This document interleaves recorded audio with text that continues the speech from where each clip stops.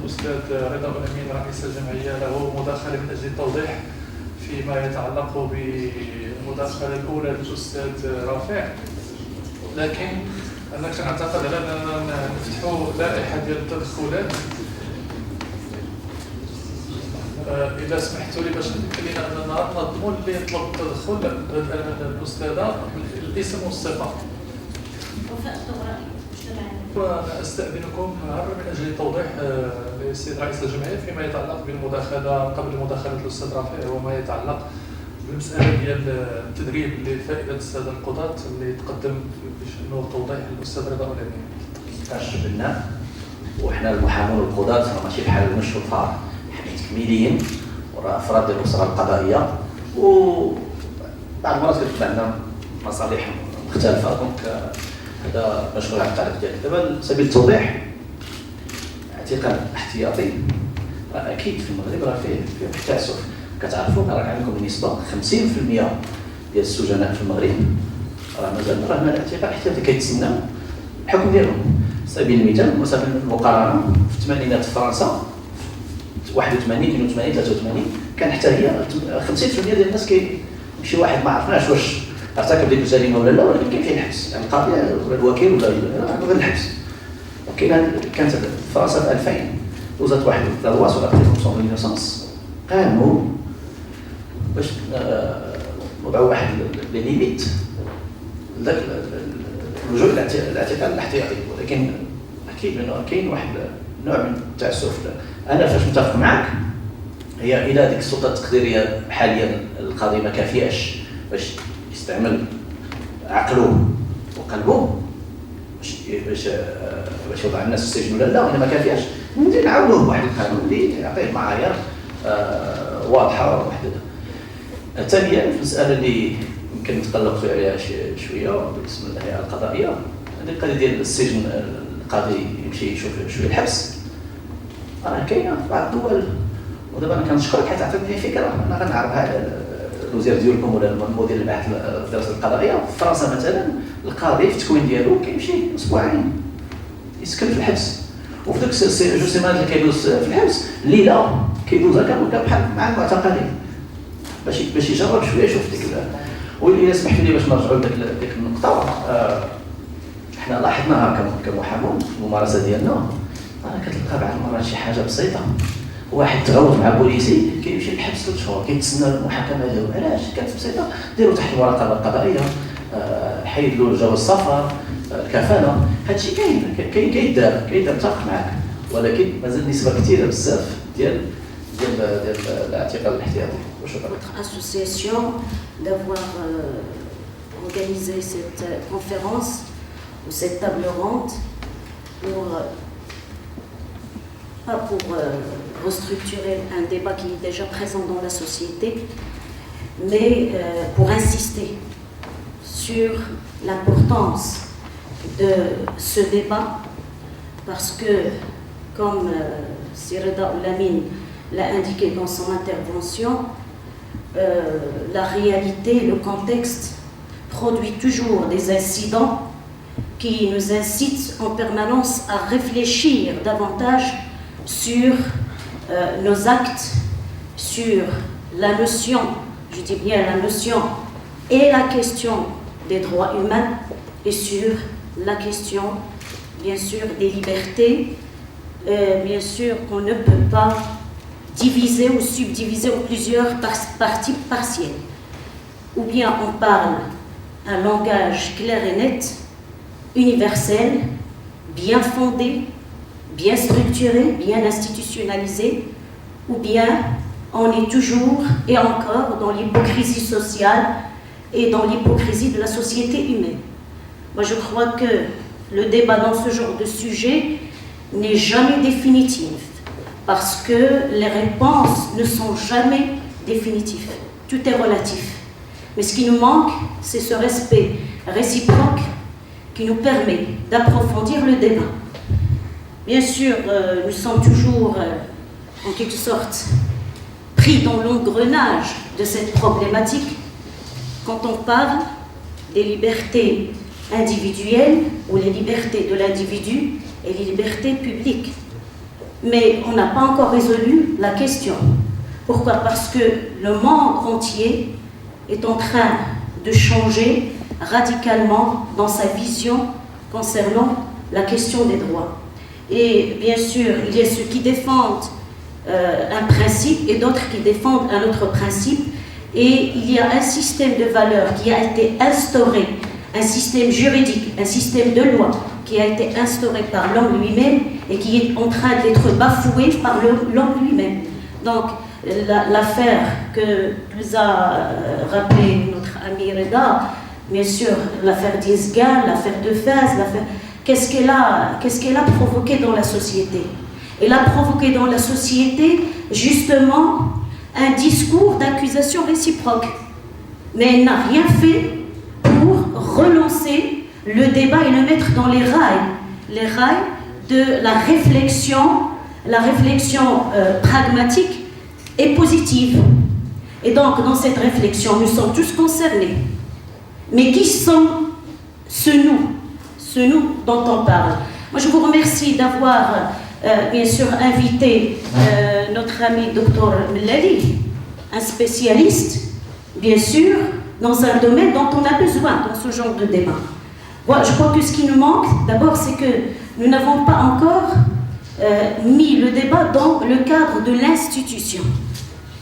Donc, quand on parle de la question des droits, entre, bien sûr, le droit à la vie, le droit à l'avortement délibéré, mais bien sûr avec une certaine, avec une prise de conscience de la société, de ce qu'il en résulte, on en parle comme ça en vrac.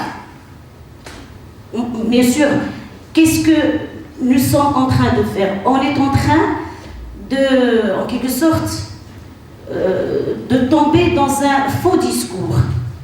Pourquoi? Parce que nous avons besoin de voir la chose dans son aspect multiple.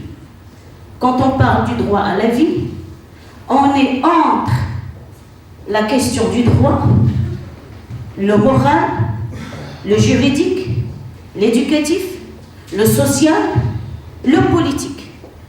Et peut-être on peut parler d'autre chose. Mais quand on dit droit à la vie, c'est droit aussi à écouter tous ceux qui sont dans cette position, oui, tous ceux qui sont dans cette position, bien sûr, qui ne sont pas à l'aise dans leur position. Quand on dit qu'aujourd'hui on reprend le sujet de, bien sûr, la question de, bien sûr, l'interruption de la grossesse, mais bien sûr dans un cadre légal et dans un cadre juridique. Et dans les associations qui œuvrent et qui travaillent et qui combattent pour les libertés individuelles et libertés publiques, dans ces sociétés elles-mêmes, il n'y a pas un réel débat concernant cette question. Et c'est pour cela qu'on n'a pas encore trouvé les options, les multiples options qu'on pourrait bien sûr prendre en considération avant de lancer ou avant de, bien sûr, en quelque sorte, de déclarer un verdict quelconque. Il ne s'agit pas ici de jouer bien sûr, si vous voulez, aux justiciers dans cette affaire. Il s'agit de faire prévaloir la justice pour tout le monde.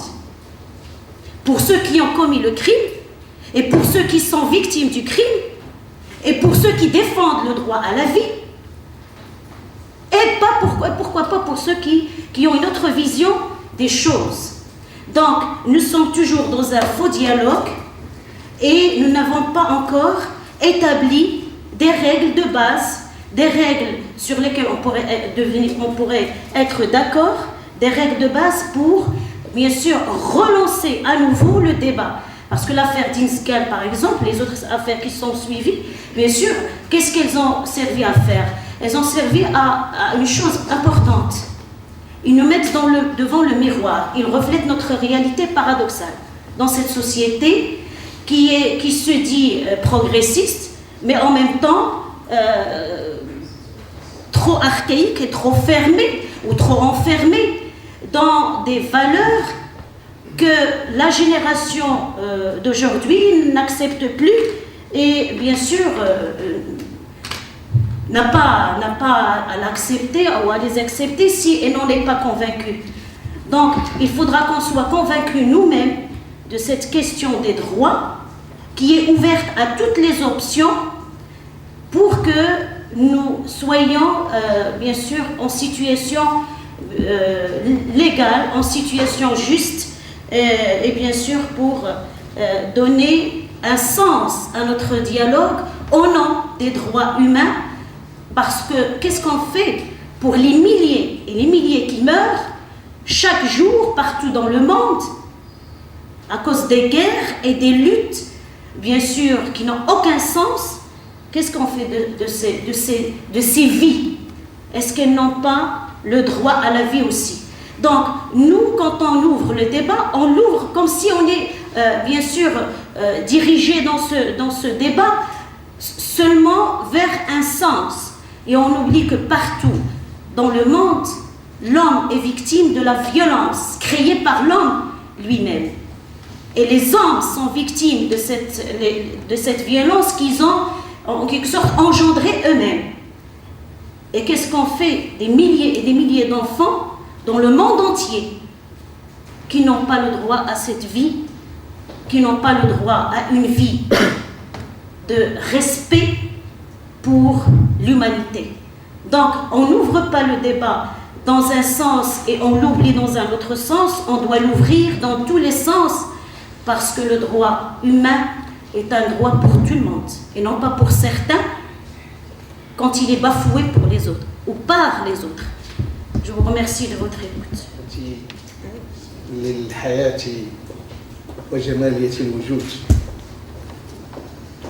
أنا ما أتراني حقا هو بعض التدخلات التي أشارت إلى أن المجتمع كذلك في بعض الحالات يطالب بأن تبقى عقوبة الإعدام. طبعا هذه التدخلات هي مرتبطة بجانب مهم يجب أن ننتبه إليه، وهو الخطاب الديني المترسخ داخل المجتمع،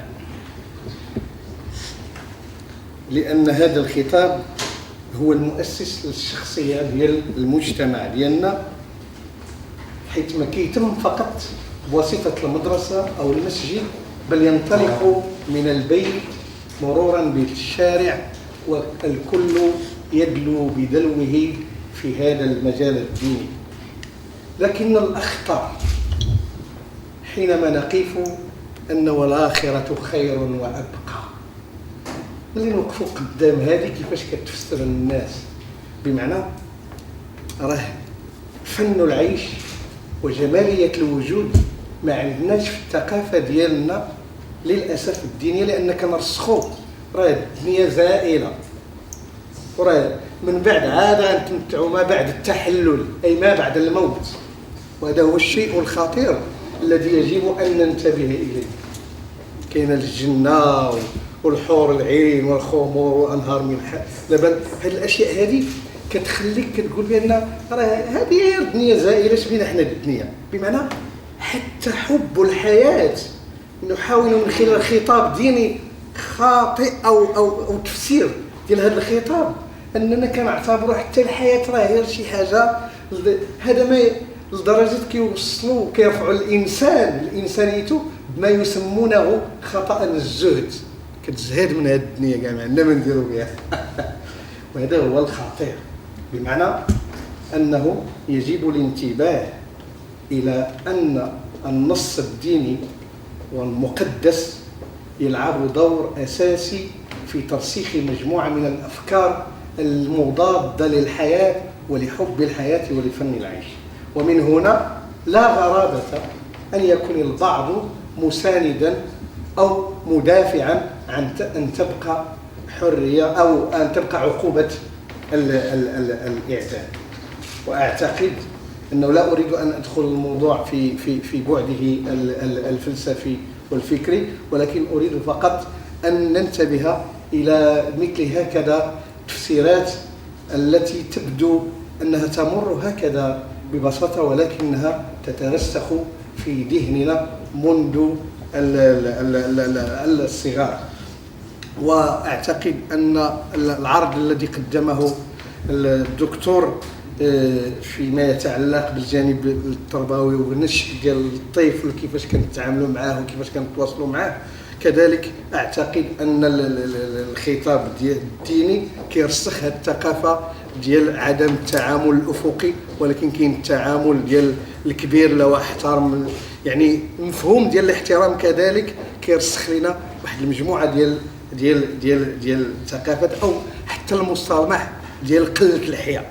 هاد قلة الحياء ما المفهوم ديال الحياء شنو هو، كيفاش ديال الأخلاق ديال الحشومة ديال هذه واحد المجموعة ديال الأشياء التي ترتبط بتفسير مخطئ للنص الديني، ما يخلق شخصية مخالفة للأساس الذي أسست عليه أو الذي نزل عليه هذا النص الديني. لذلك أعتقد أنه بكل حال من الأحوال، سواء أبينا أو شئنا، فالحياة بالنسبة لي مقدس فوق أي مقدس. أقولها بجرأة، الحياة مقدس فوق أي مقدس. أنا لا أنتظر إلا اللحظة التي أعيش فيها، ويجب أن أستمتع بها في مفهوم الحياة، لأن ما بعد التحلل هناك عقوبة، إما الجنة ولا جهنم، فأنا لا أضمن أولا الجنة، لذلك يجب أن أستمتع بالحياة. نكون شوية واضحين في هذه المسألة. إذا أعتقد أن الناس اللي عندهم تخصص في هذا المجال هذا يجب أن ينتبهوا إلى أن النص الديني وطريقة تفسير النص المقدس فيه يخلق مجتمعا يبحثوا. نعطيكم مثال اللي وقع في السوق في جهة ميدلت ديال السارق اللي كيتضرب شدوه حتى تغتال. أنا لا بمعنى أنه باسم الدين نتحكم حتى اش بغينا ناكلوا، اش بغينا نشربوا، كيفاش يمكن نتمشاو، كيفاش يمكن نلبسوا، كيفاش يمكن نعسوا، كيفاش يمكن نفكروا، كيفاش يمكن ندويو، كيفاش. أنا لست أدري هل هذا هو إذا كان هذا هو الدين بالمفهوم ديالو الحقيقي، اسمحوا لي أنا سأصبح ضد الدين ومن العادة، ولكن إذا كان التفسير هو الخاطئ فطبعا يجب أن نعيد النظر إلى طريقة تفسير النص الديني، لأنه ضد الحياة ويعتبر إعداما يجب مواجهته. شكرا لكم. اللجنة الاستشارية المتعلقة بالإجهاض تتكون من وزارة الصحة ووزارة الأوقاف والمجلس الاستشاري لحقوق الإنسان، ولكن أين هي وزارة الصحة في هذه اللجنة ما دام أن الطب هو الكفيل بتحديد مواصفات الوضع الصحي للجنين، تحديد حالة الأم الحامل صحيا ونفسانيا. إذن فكيف تنظرون أنتم كفاعلين حقوقيين مختصين قانونيين إلى الإجهاض بشكل شمولي يستحضر كل المقاربات؟ Sachant que l'état de la femme, une fois avortée, d'être une IVG, cela agit sur son état vital. Il peut par exemple mourir sur le champ suite à une infection, suite par exemple à une hémorragie. Donc, où est la santé publique dans votre association? Et je vous remercie tous. بعض المقتطفات حول الموضوعين، موضوع الإعدام ثم الإجهاض. نذكر فقط بأن احنا وصلنا حاليا في المنظومة الدولية لحقوق الإنسان وصلت واحد الحالة من الإشباع، يعني أن نقولوا بصيغة أخرى لمسات جميع الحقوق بما فيها حتى الحقوق الفردية. الحقوق الفردية حاليا بدات كتشعب المجال ديالها، بدات كتجاوز ما يسمى بحرية المعتقد والتصرف الذات بالنسبة للمرأة ولا الرجل إلى غير ذلك. ولذا كنلقاوها ترتبط بالحميميه فيما يتعلق بالحق في المراسلات، فيما يتعلق بالجانب ديال المعلومات، وكاين هناك واحد الخرق بشع ممارس بشكل يومي مقارنة الدولة جميع الدول، وهو التصنت